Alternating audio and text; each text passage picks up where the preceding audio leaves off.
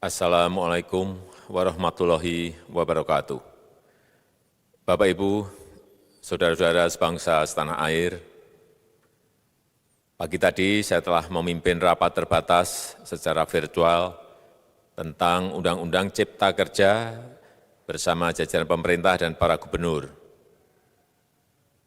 Dalam undang-undang tersebut terdapat 11 klaster yang secara umum bertujuan untuk melakukan reformasi struktural dan mempercepat transformasi ekonomi. Adapun klaster tersebut adalah urusan penyederhanaan perizinan, urusan persyaratan investasi, urusan ketenagakerjaan, urusan pengadaan lahan, urusan kemudahan berusaha, urusan dukungan riset dan inovasi, urusan administrasi pemerintahan, urusan pengenaan sanksi, urusan kemudahan pemberdayaan dan perlindungan UMKM, urusan investasi dan proyek pemerintah, serta urusan kawasan ekonomi. Dalam rapat terbatas tersebut, saya tegaskan mengapa kita membutuhkan Undang-Undang Cipta Kerja. Pertama, setiap tahun ada sekitar 2,9 juta penduduk usia kerja baru, anak muda yang masuk ke pasar kerja, sehingga kebutuhan atas lapangan kerja baru sangat-sangat mendesak. Apalagi di tengah pandemi, terdapat kurang lebih 6,9 juta pengangguran dan 3,5 juta pekerja terdampak pandemi COVID-19. Dan sebanyak 87% dari total penduduk bekerja memiliki tingkat pendidikan setingkat SMA ke bawah, di mana 39% berpendidikan sekolah dasar. Sehingga perlu mendorong penciptaan lapangan kerja baru, khususnya di sektor padat karya. Jadi, Undang-Undang Cipta Kerja bertujuan untuk menyediakan lapangan kerja sebanyak-banyaknya bagi para pencari kerja serta para pengangguran. Kedua, dengan Undang-Undang Cipta Kerja akan memudahkan masyarakat, khususnya usaha mikro kecil, untuk membuka usaha baru. Regulasi yang tumpang tindih dan prosedur yang rumit dipangkas. Perizinan usaha untuk usaha mikro kecil, UMK, tidak diperlukan lagi, hanya pendaftaran saja. Sangat simpel. Pembentukan PT atau perseroan terbatas juga dipermudah. Tidak ada lagi pembatasan modal minimum. Pembentukan koperasi juga dipermudah. Jumlahnya hanya 9 orang saja. Koperasi sudah bisa dibentuk. Kita harapkan akan semakin banyak koperasi-koperasi di tanah air.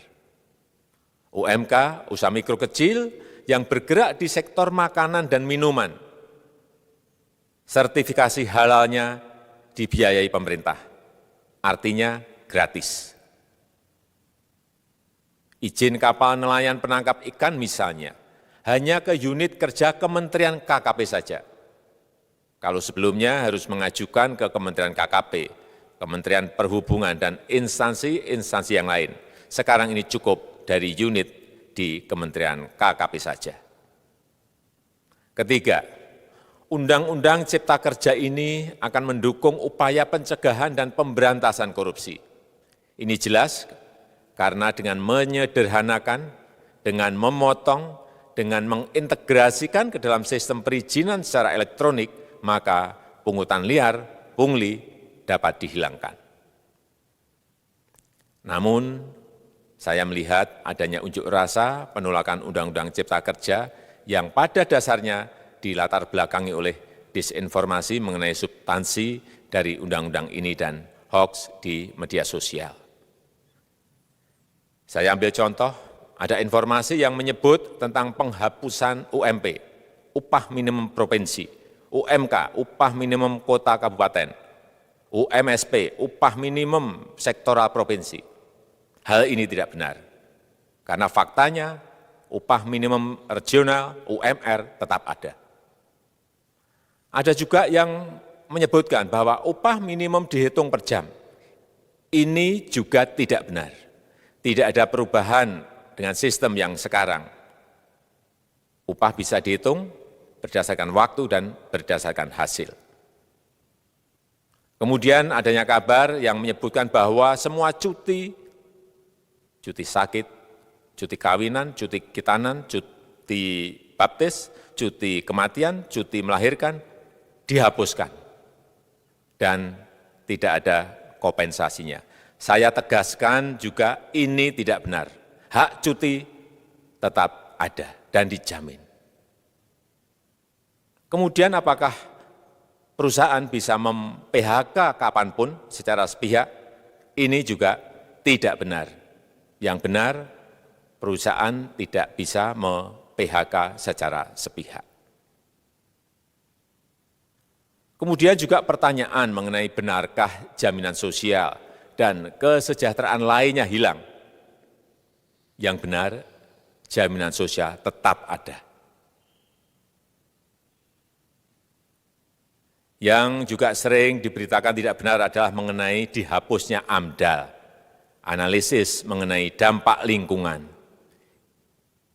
Itu juga tidak benar. AMDAL tetap ada. Bagi industri besar harus studi AMDAL yang ketat, tetapi bagi UMKM lebih ditekankan pada pendampingan dan pengawasan. Ada juga berita mengenai Undang-Undang Cipta Kerja ini mendorong komersialisasi pendidikan. Ini juga tidak benar. Karena yang diatur hanyalah pendidikan formal di kawasan ekonomi khusus, di KEK. Sedangkan perizinan pendidikan tidak diatur di dalam Undang-Undang Cipta Kerja ini. Apalagi perizinan untuk pendidikan di pondok pesantren. Itu tidak diatur sama sekali dalam Undang-Undang Cipta Kerja ini. Dan aturannya yang selama ini ada tetap berlaku. Kemudian diberitakan bahwa keberadaan bank tanah. Bank tanah ini diperlukan untuk menjamin kepentingan umum, kepentingan sosial, kepentingan pembangunan nasional, pemerataan ekonomi, dan konsolidasi lahan serta reforma agraria.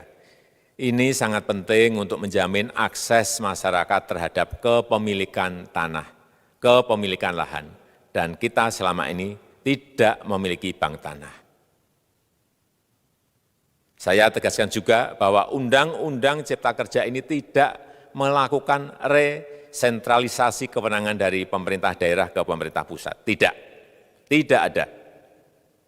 Perizinan berusaha dan pengawasannya tetap dilakukan oleh pemerintah daerah sesuai dengan NSPK, norma, standar, prosedur, dan kriteria yang ditetapkan pemerintah pusat.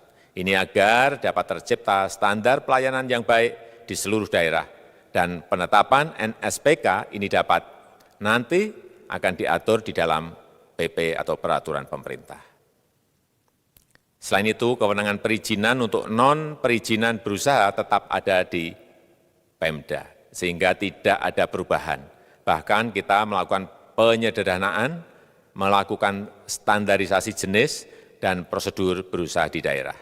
Dan perizinan berusaha di daerah diberikan batas waktu. Ini yang penting di sini. Jadi ada service level of agreement.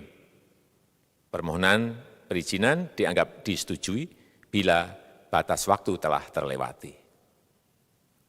Saya perlu tegaskan pula bahwa Undang-Undang Cipta Kerja ini memerlukan banyak sekali peraturan pemerintah atau PP dan peraturan presiden atau Perpres. Jadi setelah ini akan muncul PP dan Perpres yang akan kita selesaikan paling lambat 3 bulan setelah diundangkan. Kita pemerintah membuka dan mengundang masukan-masukan dari masyarakat dan masih terbuka usulan-usulan dan masukan dari daerah-daerah. Pemerintah berkeyakinan melalui Undang-Undang Cipta Kerja ini jutaan pekerja dapat memperbaiki kehidupannya dan juga penghidupan bagi keluarga mereka. Dan kalau masih ada, jika masih ada ketidakpuasan terhadap Undang-Undang Cipta Kerja ini, silahkan mengajukan uji materi atau judicial review melalui MK, Mahkamah Konstitusi.